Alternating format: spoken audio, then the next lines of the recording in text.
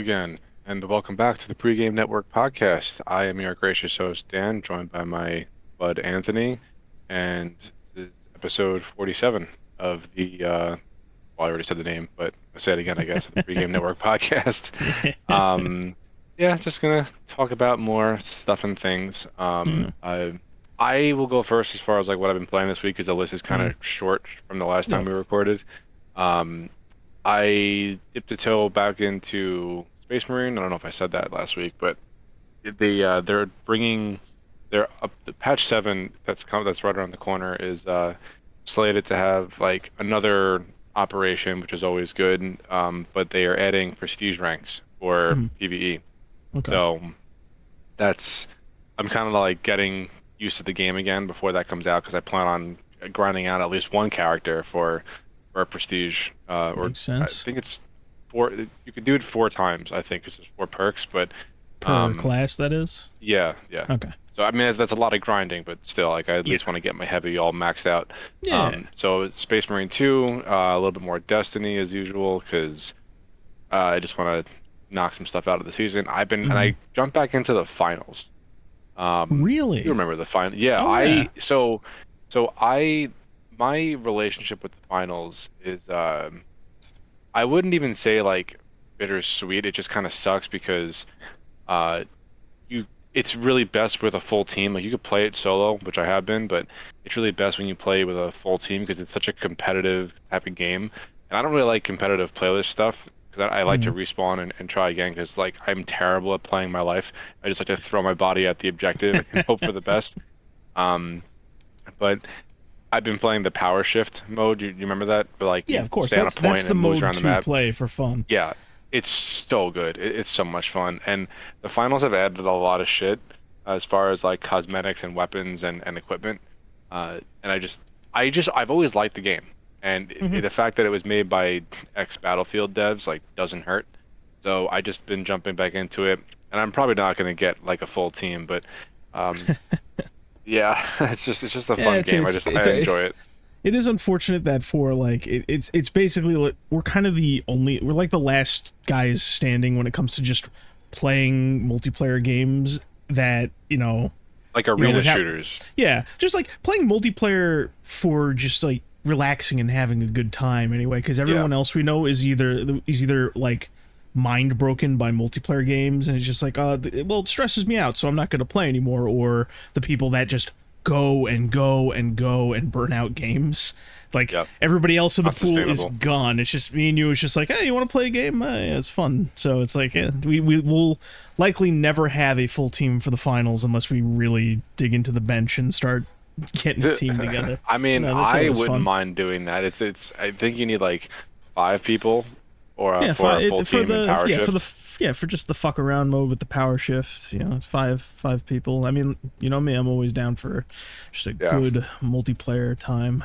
Well, reinstall it. We'll play. And Yeah, you think Luke or Nick would play with us? Luke would probably play with us, Okay. Yeah, we should depending on definitely do the that. thing. I Yeah, just so like it. It's fun. yeah, I will download But it beyond right that, now, just for okay, you. cool. So, Um, uh, Outside of that, I mean, it's been pretty light. Deep Rock Survivor, that's just like a fun time killer for me. mhm. But that's really about it.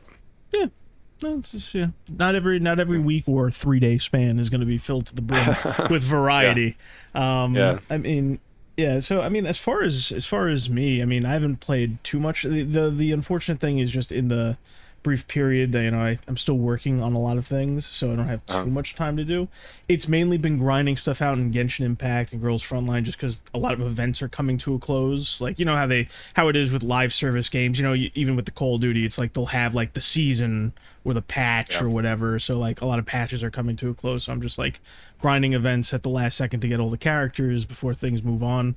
And then other than that, it's just been Monster Hunter, the first one, like I said last time. Just still Right. playing that. Don't have too much to say just because I haven't made too much progress, but it still has my attention. It's really a lot of fun. Well, that's good. Yeah.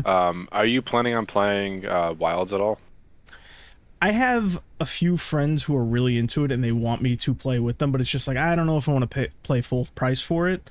Mm, Not only do I necessarily want to pay full price for it, but it's like I'm really enjoying where I'm at, so I could feasibly just if I wanted my Monster Hunter fix, I could just move to the next game, move to the next game. Like apparently one of the games in the middle is like the big one, and I have a feeling that's one of the few that I tried at some point. Like that's the one, like right now everyone's getting burnt out because like everyone's like not the people I know, just in general, like the hubbub online is like, "Oh, I put 150 hours into the game, but now there's no more content. What do I do?" And everyone's like, let's go back to this game, like the older game that has all the content I or mean, you put whatever. 150 hours into something, That's yeah, there's probably exactly not going to that be that content yeah. left. Exactly. It's like you rushed to the end, and it's like everybody knows the drill with the modern Monster Hunters by now, where it's like they do like 2 major free patches and then some paid expansion. So it's like Yeah. you hit the top. You know, I can't personally judge to see if it's like a lacking end game content thing compared to the others. I'm just not there yet, but from what it sounds like a lot of people just like rush to the end again, burning the games out, you know, trying to get Right. to some end game or whatever. But that's pretty much what I've been playing. I probably like I said, I wouldn't mind playing Wilds, but I am perfectly fine staying in my lane, just working through the series slowly. You know. Mhm. Yeah, I feel like I would like Monster Hunter, but it's I don't know. I played a little bit of Worlds. It just never really grabbed me. It wasn't like bad. I didn't think it was bad or anything. It just I guess Yeah, wasn't really my speed. I mean, like I said, like this is it's something that for me, I've had that same opinion where it's like it just never grabbed me. You know, Hmm. wrong place, wrong time. So it's not for everybody. I even talked to Joe a little bit about it, and he had a few gripes with it, and it's surprising because like when I look at, you know, someone like Joe and someone like you guys are kind of slightly in different spaces as far as what you guys would enjoy. Hmm. So I was surprised that someone like him didn't get as much out of it. I think what turns a lot of people away is there's, you know how games like Dark Souls have a lot of extra movements or weight behind animations where it's you're not supposed to be doing things willy nilly, Yeah. and then you have games like the modern Rockstar games which have extra weight behind the movements where it's like almost arbitrary.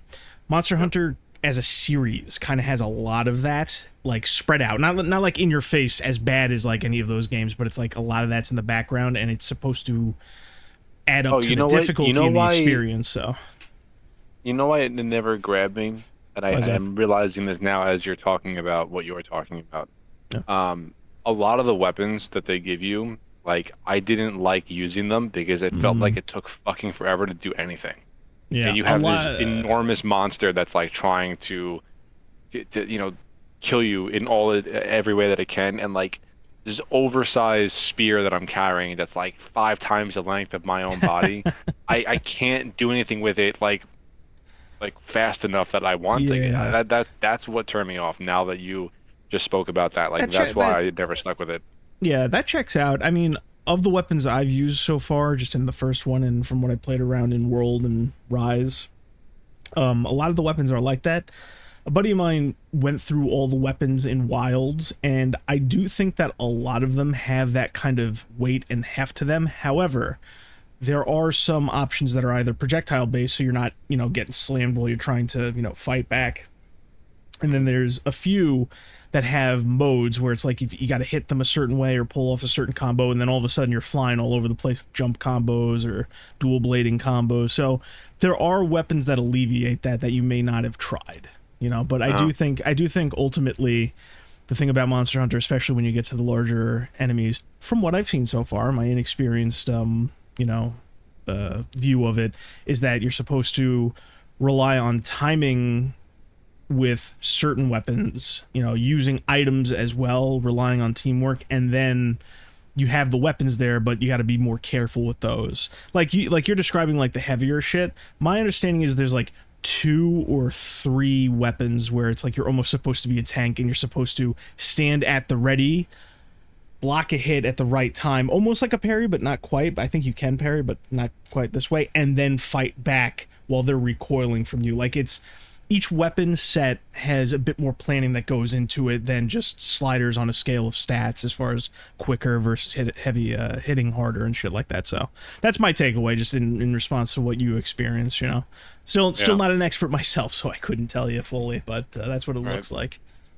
All right. Well, I mean, that was a pretty quick segment of what we've played this week. Yeah, yeah. Um, one of the smaller things that I found was uh, this development company called BitReactor, and Respawn, you know who Respawn is, obviously. Apparently, Yes. they're going to be revealing the new Star Wars game sometime next month in Oh April. yeah, I heard about that. Um, Yeah. I was excited for this, and then I continued reading the article, and apparently, it's a turn-based RTS, and Uh, like all of my excitement just evaporated. Now, look, I like RTS games. I don't like turn-based games, so that kind of kills it for me entirely. But I like RTS games. I really like Star Wars, but like Respawn is they've canceled two of their incubation shooter projects, whatever those might have been. mhm. Why? Because they're like the best people in the industry that can make shooters right now. Respawn Or just has I been getting mean, the short end of you the don't stick for really. years now. I say that like they're the best people in the industry to make shooters, but I really don't know that. They haven't released a shooter since what, Apex? And when did that come out? Uh, oh, that was a while ago, wasn't it? Yeah, like we're coming up on close to 10 years, I want to say. And I wouldn't go that that's long, but it's like past half a decade, I think.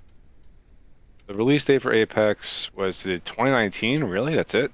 Yeah, like I said, I think I you might be thought it was a lot you might more. be getting it wrapped up with Titanfall because what do you Yeah, think of Apex really?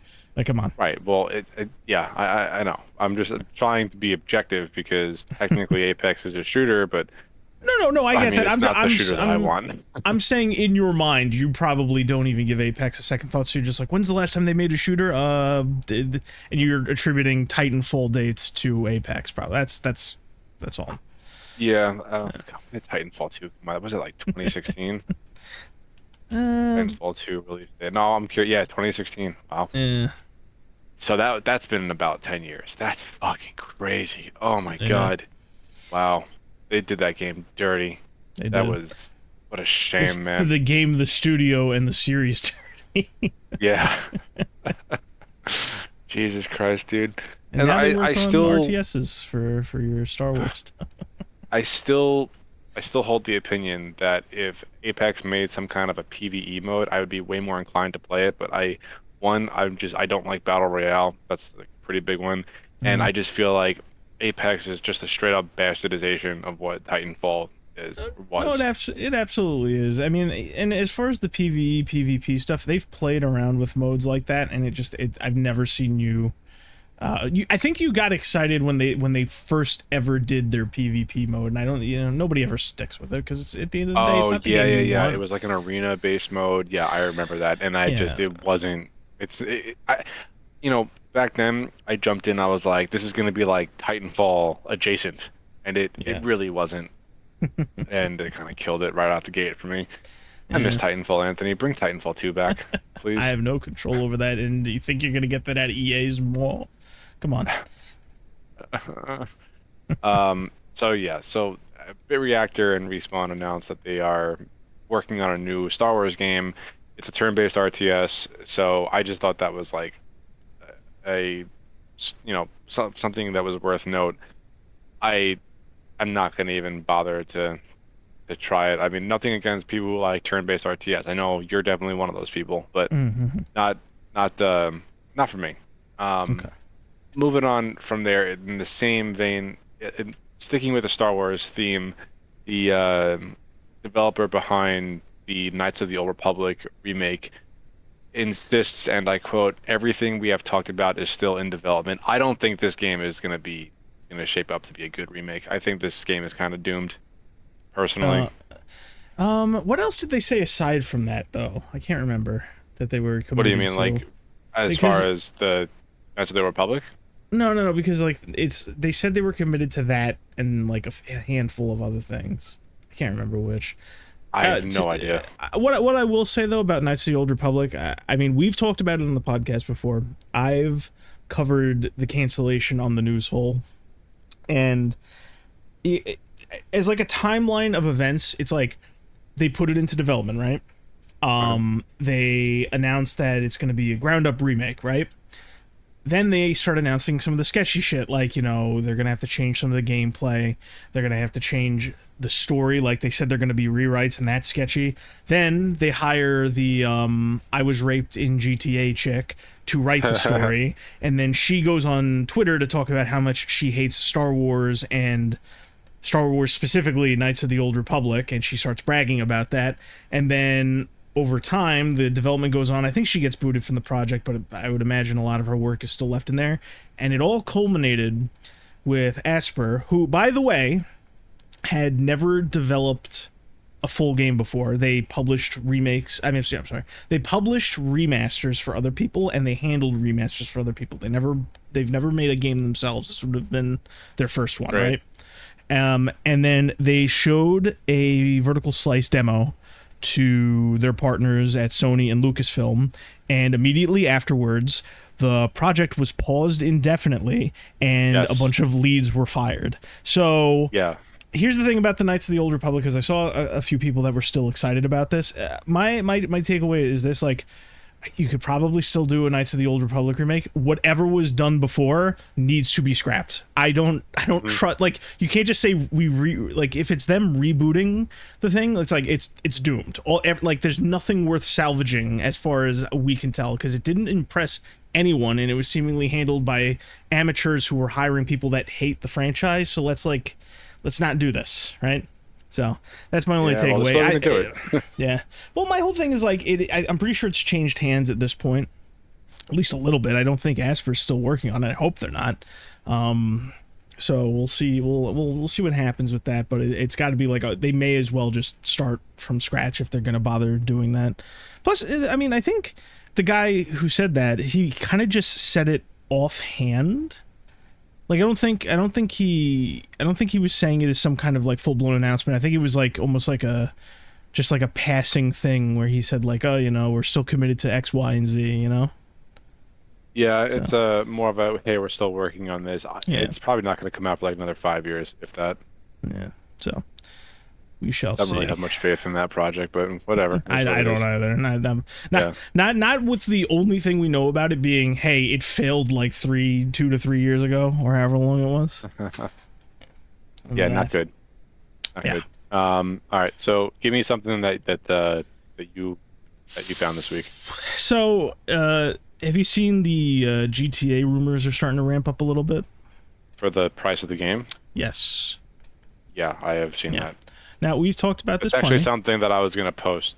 I figured it was like already common knowledge. Yeah, you know, it is common knowledge. I'm not saying there's anything new to it. I'm just saying, like, I just wanted to talk about it as we get closer for a few reasons. Number one, because it's important to keep bringing it up in like a very real sense, because these people, the rumor, of course, being once again that they want to charge $100 for it, right? It was reported a while ago, like a long time ago. Insiders were saying it's possible. Then, much later, developers were basically saying everybody's just waiting for GTA to do it. And now we have a new spread of insiders saying it should be to $100. And at the same time, we have retailers preemptively pricing it at $100. Now, that's not confirmed. I'm just saying, like, that's like the next step where we're at. They're preemptively pricing it at $100.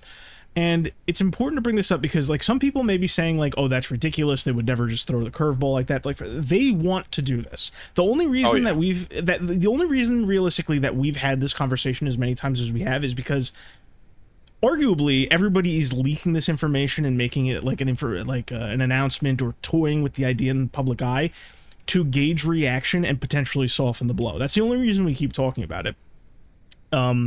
The only reason that it's put in the forefront for us to talk about, I should say. Yeah. There was also another rumor that came out, and I think this is just like them doing like some art of the deal shit with like a high anchor mark to like shock the fuck out of everybody, where they said there's a rumor going around where it's like, oh, they'll charge you per hour played. And don't get me wrong, they would love to do that too, but that's not their goal. That is only in the ether to soften people up to the $100 price point. So I think it's becoming more and more a real thing that people need to make a lot of noise about, especially because now we have like the hack streamers out there, like the popular ones that have a bunch of orbiters. They're the ones, like, there's a few going out there. It's like, oh, you know, you're gonna get so many hours out of this game, and you're saying $100 is too much of a price point. Like, you're starting to get those people now, like the ones that just have all the money to burn or don't give a shit about the industry or just say whatever they want. They're gonna say like, oh, you know, $100, these people need to get paid. They're giving you hours and hours of entertainment. And I just have to say, the burden of the bloated budgets and development times and all the unnecessary expenditures that drive up the cost of these games is not like that's not an excuse for you to push that onto It's people also who are not purchasing our and playing your games. responsibility as Exactly. consumers to fund that. That's what Yeah. exactly what I was getting at is that they're not. It's not our responsibility to shoulder the mismanagement and bloat of your costs. Because here's the thing, people, Grand Theft Auto games. I'm assuming, how many of them have you played, Dan? Have you played? I have Which ones played you pretty played? much everything from 3 on. Okay, I'm pretty much the same. I've also played around with the first one, the top-down one, Yeah. and what was it? London, I think, was like an expansion to the first one or a spin-off. I can't remember. But I've played just about all of them too. We all had 5 when it was new. We all had 4 when it Yep. was new. I loved Vice City. San Andreas is a great classic. You know that Yep. in a lot of ways, a lot of All great of them games are in there. bangers. Yeah, they're all of really, them are really bangers good. in their own respect. Yeah. Yes, their reputation is there for a reason. You know, before they crater it with questionable decisions, but their reputation is there for a reason. There has never been a point where it's like I've said like these games are so full of content I should just pay them more for it. It's like no. They were craftsmen making these large and expansive worlds filled with content, and it was just a thing that they were able to do. I guarantee you that when Grand Theft Auto 6 comes out, it's just going to be like another like bloated version of Grand Theft Auto 5, the same way it's kind of been expanding, unraveling. Because like you had 3, which was like the first time they played around with it. Then you had 4 in San Andreas, where they started to really dig into the story and they did more cut scenes and they padded it out that way. And then 4 comes out and it digs really deep into the cinematic experience, and it's whether you like that or not, that's just what 4 did. And then 5 basically did the same but longer.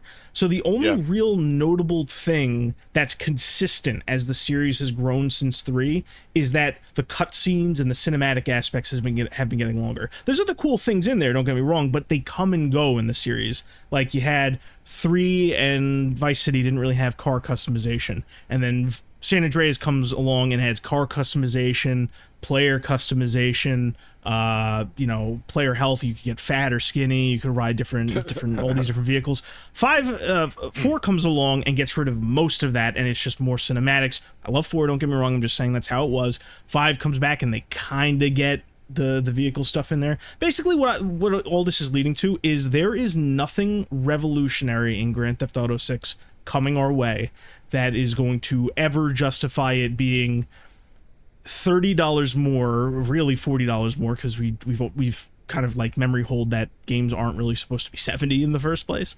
But there is nothing there to justify the cost. I'll eat my words if that happens to not be true, but there really isn't.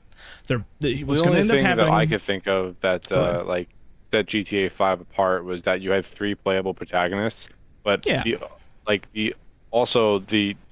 other side of that same coin was that every time you went to switch between them, like, okay, put the controller down, get up, go make a sandwich or something, because it's gonna take fucking forever to load. Because those games did launch on the 360 era, and that was crazy. I remember waiting 2 generations behind. Yeah, I remember waiting, like when Grand Theft Auto Online launched for the first time. I remember sitting there waiting. I'm like, all right, we're gonna get in there, and it was like a fight to get in there, and it had the busted tutorial mission, so there was a queue tied with a loading screen, and you'd be sitting there for 20 minutes to get in. And it's definitely come a long way. You couldn't even get in for the first couple days. It was unplayable. Yeah, it wasn't. It was spotty. You had like a 5% chance to get in there, and then there wasn't really much to do. It's actually funny because they recently put out like a next gen upgrade enhanced patch for 5 on the PC. So I was watching Luke play a little bit of it. Yeah, like very recently.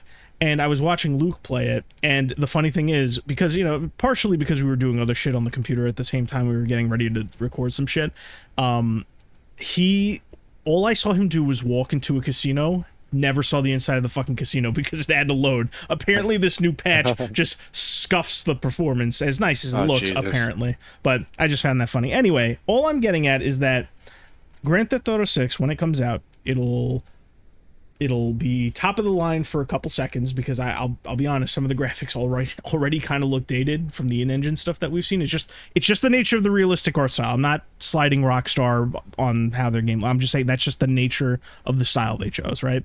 It's going to have, a grandiose story, probably, written with modern sensibilities in mind, which is all but confirmed based on everything we've heard about the company. With all the, it can't be an all boys club anymore. We can't punch down anymore. They didn't even want to release it while Trump was in office because, that's the whole other thing. Too late now. Yeah, it's too late now. But yeah, so it's going to be all that. It's going to be a very large, beautiful looking world because I like Vice City as a setting. So they're going to have that. It's going to look great. It's going to be filled with cinematics. It's going to be filled with things to do. It is not going to be in any way, shape, or form more revolutionary. Like, the series had a revolutionary moment. It was going from 2 to 3. It was from 2 to 3. Yep. Exactly. And since then, it's just been padding and doing great things. Like, I give 4 a lot of credit, and I think 5 is a fine game for what it is. Nothing in the series for like the last 2 decades or more has done anything that warrants a price shift on a global scale that it will They cause. would have to they would have to do something that's obviously on par for the shift from 2 to 3, but like what could that possibly be? The open world in GTA is already pretty impressive as far as what you would expect from an open world video game. Like that's obvious. Like GTA is obviously the bar when it comes to game worlds and what you can do in them and how big they are and how immersive that they can be. But nothing will, like you said, nothing is going to hit like a bird's eye view swap to a third person over the shoulder camera. Like nothing is going to be as revolutionary as that. And if they figure something out, then fucking good on them. But it's definitely not going to be coming with this GTA 6. There's nothing in that package. I could see something in a GTA 7 that they could try, but I'll get to that in a second. But basically, GTA 6 is, I'm pretty sure it's not even launching with Grand Theft Auto Online again. Like, I think that's going to be a separate client. I think they honestly, yeah. Go ahead. No, finish I was going to say, that's another thing they were toying with. Like, and I think this is something that I think is much more likely, and even though it's still scummy, it's much more palatable. $70 Grand Theft Auto 6, $70 Grand Theft Auto Online 4.6. I think that, like, that is, if you would ask me, like, a better route. If you would ask me a year ago what they would do, that's what I think would make the most sense for them to do, because even though it would cost everybody an additional $40, it would fly under the radar and people would just eat it up. I think what's going to happen is they're just going to price the game at $100 and then Grand Theft Auto Online won't show up for like another year. I think that's what's going to happen. You think that you think it's going to be that long that GTA Online won't be around for a year? Yep, because Grand Theft Auto 5, the Grand Theft Auto 5 online client is still doing shit ton of money. Like they are comfortable coasting on that, Well, they would probably just update the existing client with like a title banner change and then add or tweak whatever they had to in the GTA 5 online client. Like okay.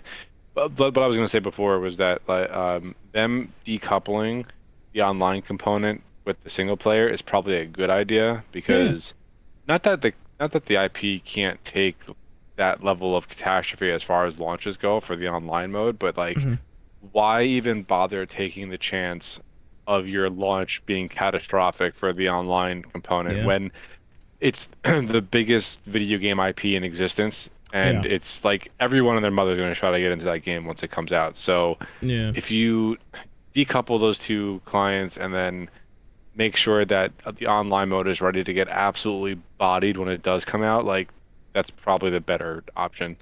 Yeah, and it's honestly part of the reason why I'm okay with them not prioritizing a PC port on day one. That's another thing too, just because they're not releasing a PC version. Yeah, it's this is the prime example of like how much ambition is too much ambition. Because now they are compromising all. This kind of reminds me of when Halo Infinite was doing its big marketing campaign. Like every other week or every other month, it would come out with like, oh, we're not gonna have this, we're not gonna have like, there's no Forge at launch. Oh, we're taking out co-op campaign because we can't really handle it right now. There was Yeah. a bunch of different things like month over month that we would learn as the players that 343 was not going to do just to get the game out the door.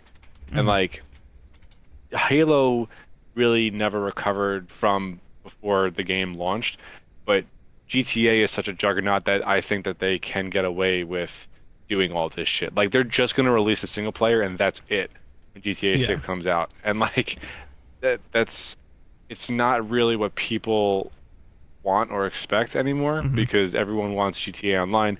Yeah, the story might be good or whatnot, but I feel like single player, like heavy story driven games are they're not dead, they're just like not as popular anymore. Yeah. Yeah. Um, so yeah, I don't know, but I guess that's a calculated risk on Take-Two's part, but Yeah. I it's think gonna do that gangbusters regardless. yeah, it's like the what's it called? Not the theory, but like that thing I kept talking about where it's like you can do something really well, you can do something very cheap, or you can do something very quickly. You can't do all three. Yeah. And like their whole thing is like their budgets are the biggest in the industry. They take like 6 years at a time to make a game, and then it's just like this massive fucking thing that they release like bit by bit by bit, essentially, you know. Yep.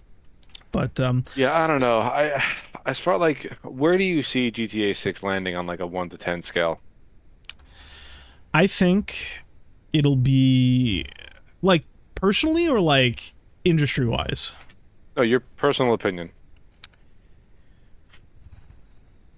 I think it'll be like a lateral, slightly shift down movement from five. I think Okay, so. that's fair. Around an eight. You know. Yeah, I think it's gonna coast at an 8. You know, Yeah. it's because anything they do is gonna be at least as good as GTA 5. Like it's not Yeah. gonna be any worse. I think the thing with Grand Theft Auto is it kind of peaked a while ago. You know, it's Yeah, trying yeah, it takes itself too seriously, and there's way too much padding in the Rockstar formula in general.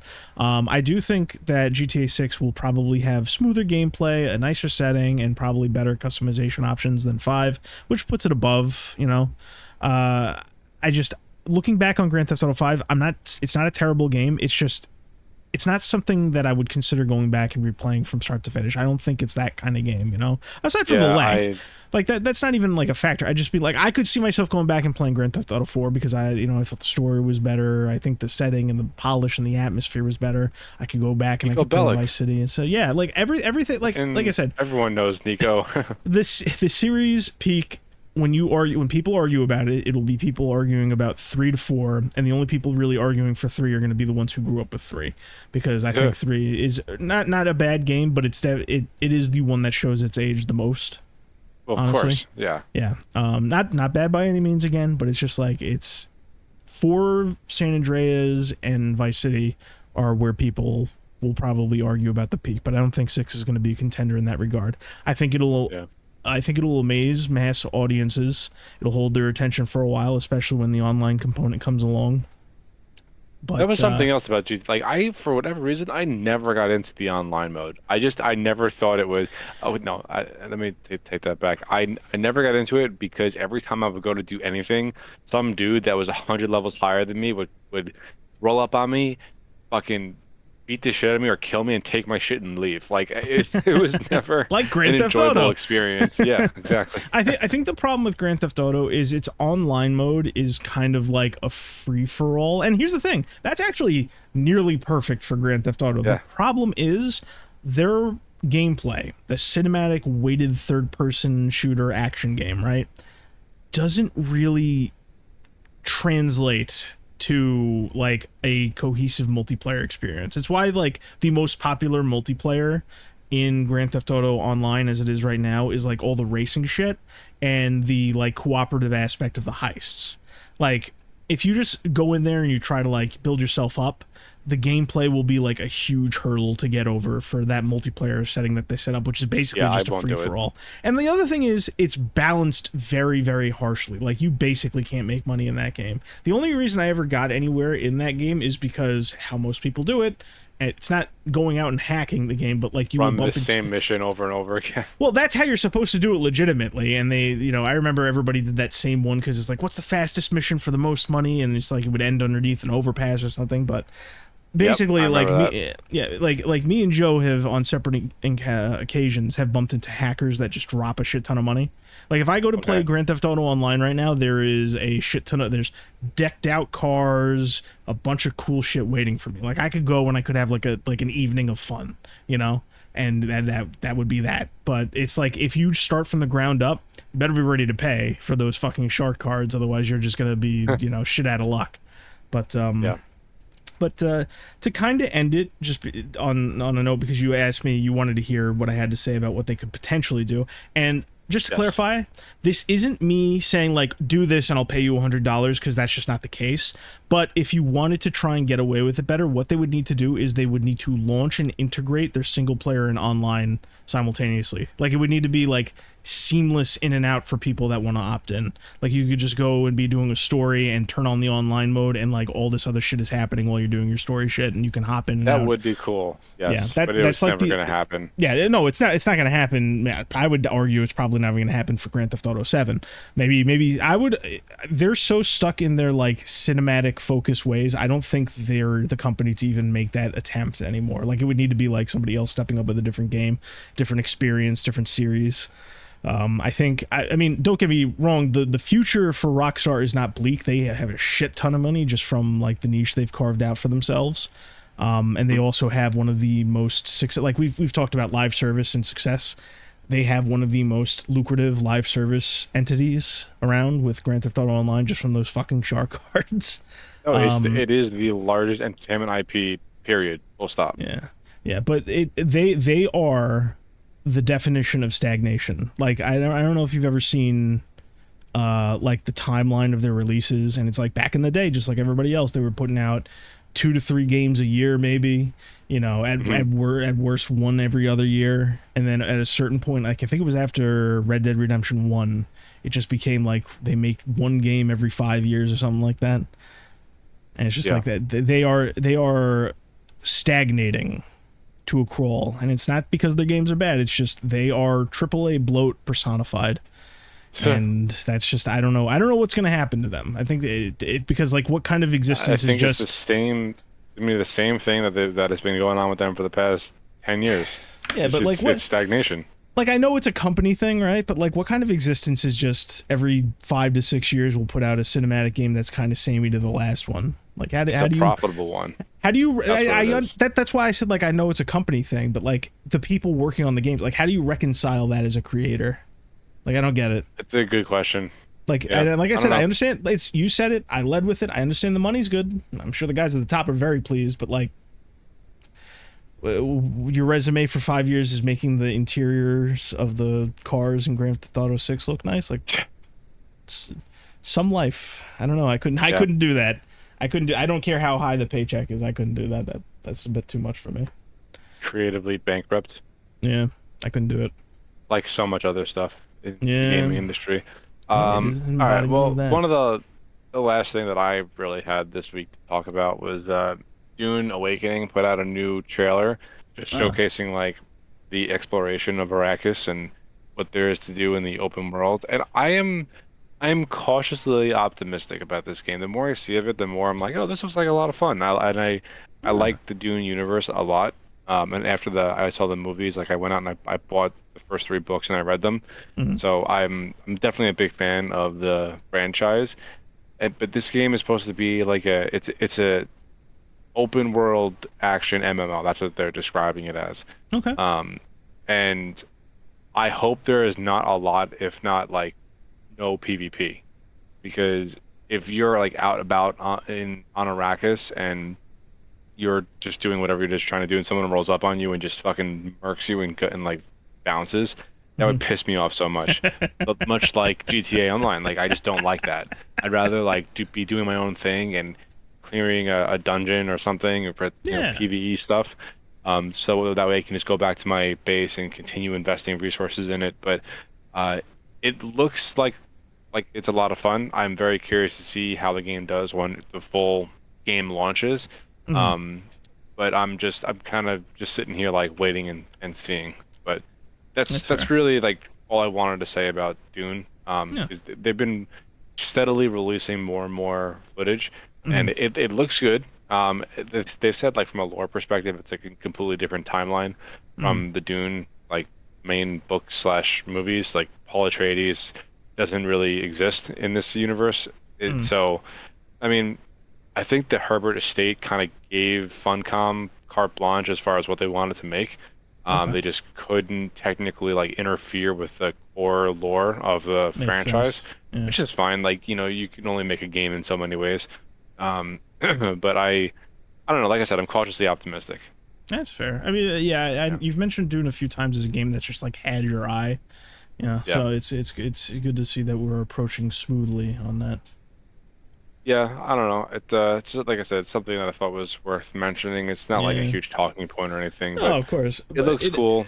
yeah, Um, it actually you mentioned something that like kind of like made me go, oh, that's great. It brought something to my attention because you're just like, oh, I saw the movie and I went out and I bought the books and I'm a big fan of the universe, right? And I just said to yeah. myself, that is so fucking quaint in this day and age because all of my series have people that like see one announcement and then pretend just without playing any of the games, just pretend that they're fans, and it's like a living fucking nightmare.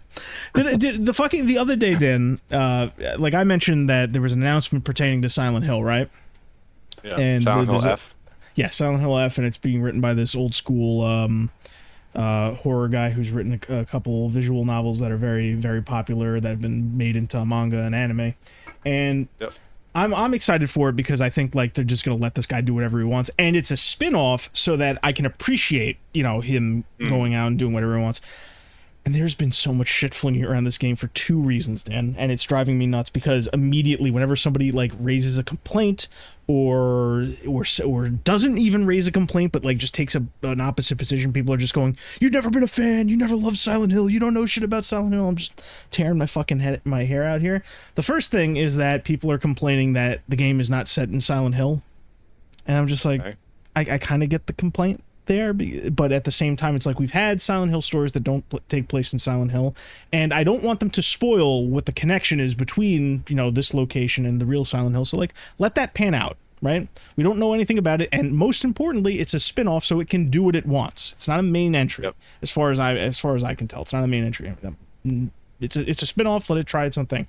The other thing, and this is infinitely stupider, is on the web, the Steam page and the web page for the game. There's like a paragraph of disclaimers, right? Which is basically just Konami covering their own ass, where it basically gives away a lot of underlying tones, which I'm not cool with. Like, there's a whole fucking list. Let me see if I can find it. Hold on. All right, Silent Hill warning. Here's the content warning. Good lord. The game contains depictions of gender discrimination, child abuse, Oh my. bullying, drug-induced hallucinations, torture, graphic violence. The game is set in Japan in the 1960s and contains depictions based on the customs and culture of that time. These depictions do not reflect the opinions or values of the developers or any individuals involved. If you feel uncomfortable at any point while playing, please take a break from playing or speak to someone you trust. And I'm just Oh my like, God. if Stop. you need this, you should not be playing Silent Hill. Silent Hill, all the games are probably the most meant to be disturbing. Like, your mileage will vary based on who you are. Like, the shock kind of wore off for me a while ago, even though I do still appreciate the visuals, and I still think that a lot of the older games have excellent craftsmanship and really display horror in a way other games really don't. But, like, when I read that, it's the same shit as, like, streaming services that stream older movies that are censored, but they have this disclaimer like, "Oh, it doesn't reflect our current values. Please don't hate us. It was made in the '80s. You just please just trust us." And obviously, a lot of people have taken issue with this. It's like, number one, you don't want to spoil any of the themes of Silent Hill. Like, I shouldn't know anything about there being child abuse or bullying or drug hallucinations. Like that shit that's I'm supposed to either learn at a certain point in the game and just figure that out. And if you post about it, you'll have people saying, Well, actually, if you were me, a real Silent Hill fan, you know there were warnings from the beginning of the series, and then they'll post like this game contains scenes of violence and gore, right? And it's like Yep. that was like an ESRB like ratings thing. It didn't spoil the entire fucking game, and it wasn't like written in a way where it's like coddling you while you're playing it. It was to keep kids away from it or to shock kids. They're not the same thing, but if you point that out, you get like, I've been playing Silent Hill for like 20-ish years, right? Not as long as Resident Evil. I played Resident Evil first, but I've been playing Silent Hill for a while. I've played all the games, even the really shitty ones like Downpour and fucking Homecoming and all the shit.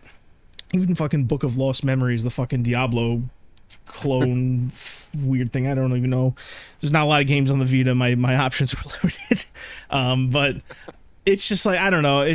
So hearing you say that like you saw Dune and you were so enthralled by the universe that you went to the books and you just want to experience more of the universe, and you're not like claiming that you've always loved Dune and Dune was built around you and throwing it at Oh people no, who yeah, disagree with absolutely it. not. Like I just wanted to say I felt that it was quaint and we need more of that. We need more Yeah, no, of that. Like I only got into the the franchise like after the first movie came out, and then yeah. I I think I listened to the first book and then like on audio obviously, and then when the second movie came out, I bought the trilogy like for the first three books in like this really nice like special edition Mhm. box set that was just like, oh, it looks so good on a shelf. And then I read the second and the third one. But yeah, like obviously I wasn't into the Dune franchise for a very long time, and then the movies came out, and I was like, this is fucking awesome. Apparently, Mhm. then apparently I learned that the director Denis Villeneuve, like he treated the book as if it was like scripture, like it was just the gospel. Everything they did came right out of the book. Yeah, they had to create their own visual style for it, but every like all the major story beats and like all the really important lines, it all was lifted directly from the novels. And like Mhm. I respect that level of reverence for the source material of whatever you're trying to make a movie out of. Mhm. So it was all like a perfect puzzle for me. Like the director loved the book so much that he treated the book with an enormous amount of respect. Yeah. So after I watched both movies, I went and I bought the books. I read all three of them, and now seeing Dune Awakening, I'm like recognizing that yeah, it is not a it's not like a now, it's not going to be a game about the books or about the movies. It's going to be kind of its own thing, but also an MMO, which I am all not an MMO like a what it, I mean it is an MMO. It's like an action survival game. Like Mhm. okay, you have my attention. Like Uh, I will try it when it comes out. So mhm. that's really about it. Yeah. I'm looking forward to Dune. Yeah. Yeah. No, it's Um, definitely. I mean, yeah. What were you gonna that say? that's really that was the last thing that I had to really talk about. The past couple days have been relatively slow. Nothing like major has been announced or come out. Um, there was some like Space Marine stuff because I might have talked about this last week, but they are launching a public test server so that you could just try out all the new content and give feedback to the devs. But that's like the For only other Space thing Marine? that kind of yep, I yep. didn't know that. It probably got lost in the sauce because we were talking about Space Marine 3 Yeah. at a certain Yeah, oh, point. yeah. Uh, That's true. Yeah, they launched a public test server that like you go in and like everything is fully upgraded and unlocked and like you could play around with the different abilities and whatnot.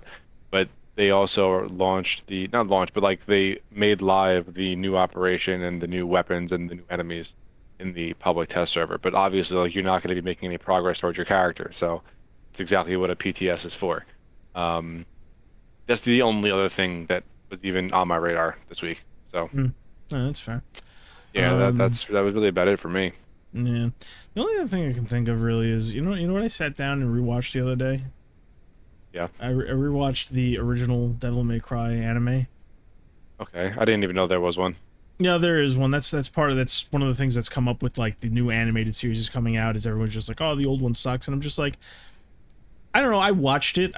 It's been the first time in a long time that I've watched it. I've watched it like I think 5 times at this point. It's short. It was like 12 episodes. It was when when 3 was new, I think, and it takes place like in between 1 and 2. Anyway, so I'm watching it and I'm just like, I thought it was much better than I remember it being. That's really my only takeaway. And I'm just like, immediately afterwards we started getting more trailers for the new animated series, and I'm just like, I long for quainter times where people respected the source material, and Like me. yeah, exactly. And on a on a creator side too. It's just I'm so done. Like of all the things that have gone on in like the last 10 years, like all the shit that we complain about. The thing I'm the most done with is like the aspect of like people who don't like or understand the things that you like getting control creatively over it, and there's like a malicious intent to either just destroy it or make it their own, and then you have to argue with people online about it constantly, about how it sucks and how it's not the direction the series would go, and then like a year later everyone's moved on except for you, who just has like a worse off series. I'm just like, can we move past this? I'm so tired. No. I'm so tired, man, of having I'm tired of all this shit, but I'm really tired of people pretending to care about thing you like, destroying it through various means. That new Devil May Cry show looks so terrible. So terrible. I'm not gonna I be feel like over it until would be a lot passes. cooler if it wasn't attached to the Devil May Cry name. See, that's actually an interesting thing, because there are a lot of different adaptations of video games that have come out in the last 5 or so years, where it's just like, it's not the greatest, but what the stickler is that it's attached to the wrong brand. Like you could make a solid 6 to 7 out of 10 if you weren't ruining something else in the process. Yeah. But like the key thing for these shows, it's part of it is like attaching themselves to the name and like leaving their own kind of stain on it, and like saying like, look, I worked on this thing. Like the guy that's doing the Devil May Cry and animated series, that did the Castlevania animated series, right? Like I talked about him before, Adi Shankar, however you pronounce his name. I always just assumed that he was like a bored a director or something that got bored and like at one point had like a passing interest in like certain video games, and he wanted to do his own thing with them. I went and I looked at his name, and I just like, I looked through all the things that he was credited with, right? Okay. And 75% of it is like an adaptation of somebody else's work in a different medium, or he's one of 8 like executive producers on something. And it's to the point where like if you go to these individual films, like you can't find his name on it. You would either need to skim through the credits or hope that he was interviewed for it. Like he's like the unimportant guy that they just slap his name on, right? That's the only explanation I have. So I'm actually stunned that every TV endeavor that he's been, every TV or short film that this guy has ever fucking done in his entire life is an adaptation. He calls it the bootleg universe, where it's basically he does like subversive tropes on like certain media. Like he did he helped do a James Bond film where the whole thing is like, what does James Bond do when he retires? Would he feel remorse over like the people he's killed? What do you do in a modern world where like James Bond isn't needed anymore? When he did like Power Rangers, but it's like, what if Power Rangers were really child soldiers? Isn't it sketchy how they keep getting these young people to fight evil? And it's like shit like that. And the one, shut the fuck up, dude. Exactly. The one thing he did that didn't belong to anybody was a DC superheroes parody kind of thing called Guardians of Justice or something like that. And I shit you not, knowing his history, I think the only reason he made that is because he couldn't get the rights to the Justice League. Like, I'm almost positive that if he was able to get the rights, this show would be exactly the same, but the intro might be a little different. And it's like this whole subversive thing. It's like the Batman stand-in's really a fascist who wants to like run the world with a security state, and the Superman stand-in's secretly gay, and that's why he killed himself. And it's just like all this stupid, nonsensical bullshit that is just like this cynical guy who came out of nowhere. He had his name slapped on a few things. I'm 90% certain it's just because his father knows people. Like his father's like a rich banker that knows people and puts him onto these projects, and like that was like it was almost like a hobby for him almost. Not be the So first one. yeah, so his entire thing is being like executive producer or producer on films, so that I guess he just sits around. Maybe, I don't want to I don't want to make him out to be a villain or something. He's just ruining everything. But maybe on these projects, he's like, oh, this is cool. Like he was apparently an executive producer on Dread. Dread was an all right, film. We liked it. We went. That We saw was it in awesome. theaters. What do you mean, Yeah. all right? It's funny. The only thing I could find about him working on Dread is he was the one that did the interview where they said, "Oh, it bombed. It's not getting a sequel." That was the only way I could find his name attached to this fucking film. But yeah, no, it's like every film that is like unique just has his name on it somewhere, but like he didn't seem to do much work on it, and everything else is him subverting somebody else's work, except for this one DC Universe knockoff, which I'm almost positive is just him with his ideas for how he would do a Justice League thing, but he couldn't get the rights to the Justice League. That's my rant. Oh, and of course, how could I forget he wrote that one? He did that one documentary about why Apu is bad, and then he got Apu off The Simpsons. And that's his entire like. You mean a That's his entire successful business thing, owner? Yeah, exactly. Apu bad. Even though it's just, Oh it's my like, God. but you don't get it. Apu talked funny on The Simpsons, and that's why he's Yes. offensive. Ignore the fact that he was like, respected in his community and did his own thing. It's A mean. respected business owner that also happened to be a person of color. Can't have Yep. that. Can't have that. He talked kind of funny, and he was voiced by a white guy. Get him off. But yeah, so Oh, God, I guess fuck we'll see that. what happens. Because he, like I said, he's doing after he's done ruining Devil May Cry, he's doing Assassin's Creed and PUBG. We'll see where he goes with that. Yeah, I mean, I don't care about PUBG, but Assassin's Creed, like the first Yeah. 3 games were good, and then it just kind of went just way off the rails for me. But that's Yeah. neither here nor there. And we'll see what happens though. I'm curious to see because Netflix is notorious for canceling things that don't make them millions of dollars in the first season. I want to Yes. know if he gets all 5. Like he wants to do all 5 seasons for Devil May Cry, one for each game. And I'm really hoping he doesn't make it. I think Castlevania the first Castlevania got 4 seasons and the second one got 3. I think it's airing its 3rd one and then it'll be done. I'm not sure, honestly. I don't Okay. keep track of this shit obviously because it's all terrible. But yeah, so we'll see what happens. We'll see what happens with that. It is funny. He's been like he's on Twitter constantly just responding to people that are calling him out, and he's just highlighting the positive comments and like responding to the negative comments with like this hyper toxic positivity where it's just like, just gotta trust me, I'm putting my own spin on it from the 90s, like it's all me and it's like, no, this isn't your series to put a thing on. So it's like, I don't know where all this is coming from. And he also said to somebody, because like somebody got pissed at him because apparently in the in that Captain Laserhawk TV show, he did like Pagan Min, but removed like all of his character and just made him like a gay gangster essentially. And he came out and he's just like, well, you got to understand, I approach things 2 ways. I either do a faithful adaptation, or I do what's called the bootleg universe, where I do my own little spin on it, and it's like characters and stuff like that. And like everyone's shitting on him for this, and I just have to say, it's like, maybe that is his thought process, but he's fucking terrible at it, man.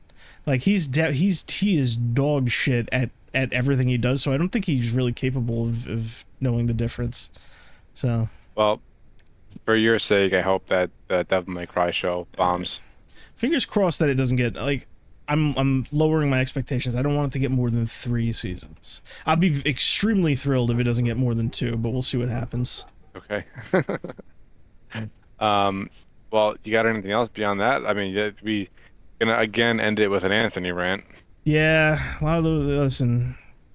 Listen, it's just how it is. The better times are coming. Listen, we have more positive things to talk about on a daily Yeah, basis. I know. It just, But no, yeah, that's. I think we're good to go. All right, sounds good. All right. Yeah, I mean that. I wish I knew the amount of episodes that we did that ended with you ranting about something.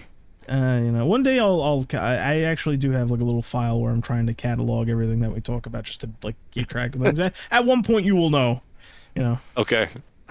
Good. I am very curious. There's no sarcasm attached to that. We'll see. We'll see what happens. All right. Well, I guess that about does it. That was episode 47 Yep. of the Pregame Network podcast. Be around next week. Mm, Kind of a light one this week, but that's okay. yeah. All right. Well, thanks for listening, and we will be back next week. Bye. Bye bye.